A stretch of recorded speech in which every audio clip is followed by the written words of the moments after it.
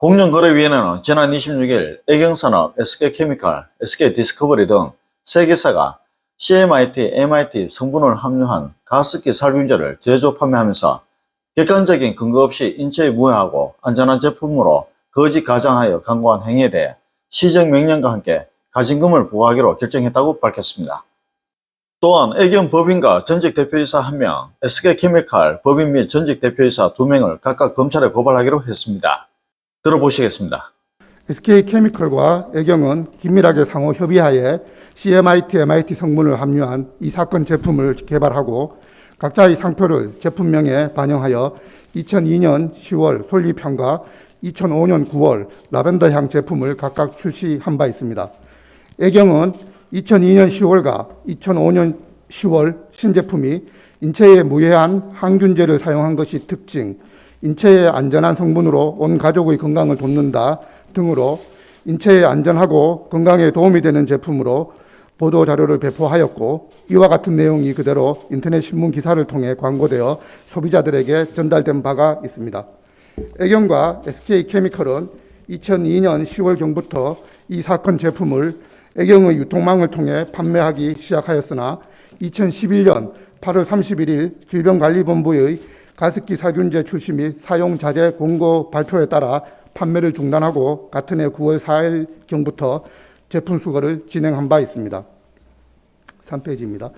그러나 애경의 제품 수거는 수거가 용이한 직거래처 위주로 진행되고 그나마도 2011년과 2012년에 수거가 집중적으로 이루어졌을 뿐이어서 이후 전국의 소매점에 장기간 이 사건 제품이 판매 가능한 상태에 있었을 가능성을 배제하기 어렵습니다.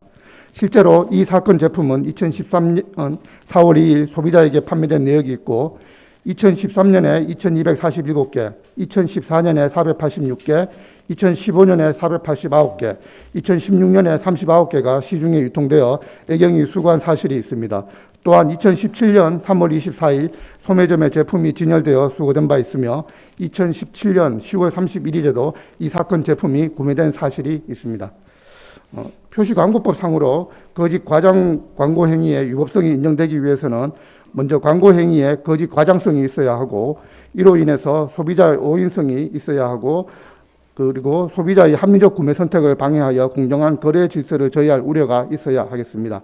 이에 대해서 위원회는 먼저 이 사건 제품의 인체 무해성, 안정성이 객관적으로 실증된 자료가 없고 오히려 인체 유해 가능성이 있음에도 불구하고 애경과 SK케미칼이 인체에 무해하고 안전한 제품인 것처럼 광고한 행위는 객관적, 합리적 근거 없이 사실과 다르게 광고한 것으로 거짓 과장성이 인정된다고 판단하였습니다.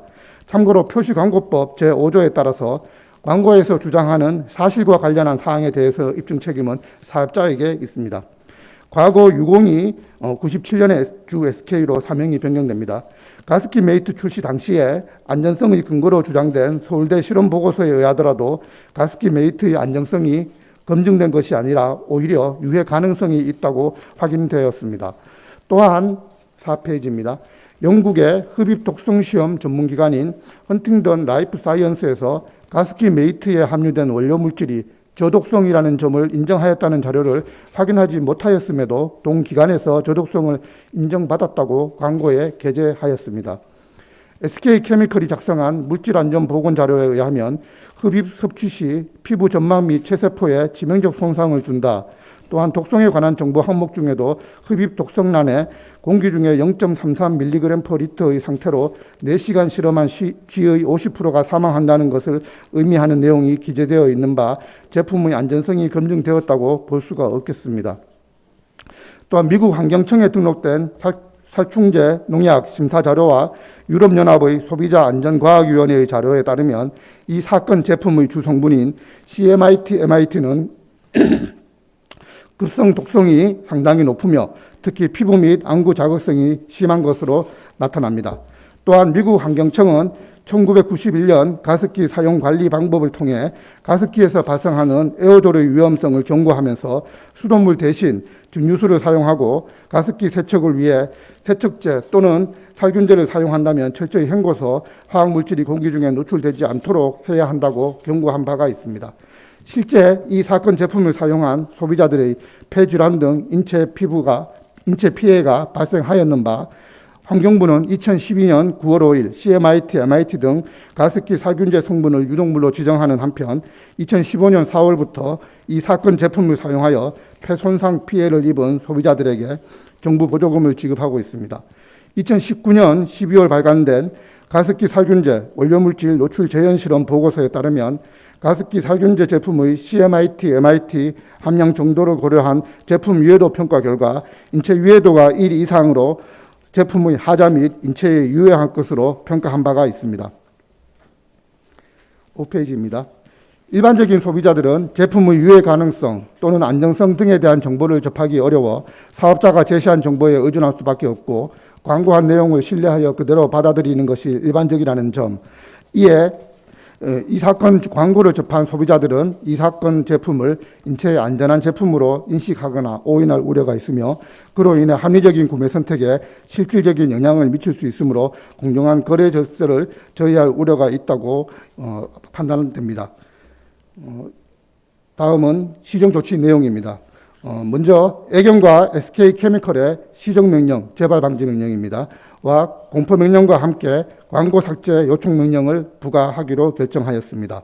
또한 애경과 SK케미컬에 각각 7,500만 원, 3,500만 원의 과징금 부과를 결정하였습니다. 그리고 애경 법인 및 전직 대표이사 1명, SK케미컬 법인 및 전직 대표이사 2명을 2022년 10월 24일 각각 검찰에 고발하였습니다. 한편 공정위는 이번 조치에 대해 헌법재판소의 위헌 확인 결정에 따라서 신속하게 사건을 재조사하여 제품의 안전성이 객관적으로 실증 및 검증되지 않았음에도 불구하고 독성 물질을 함유한 제품에 대해 안전 무해하다고 광고한 행위에 대해 엄중 제재한 것이라고 밝혔습니다.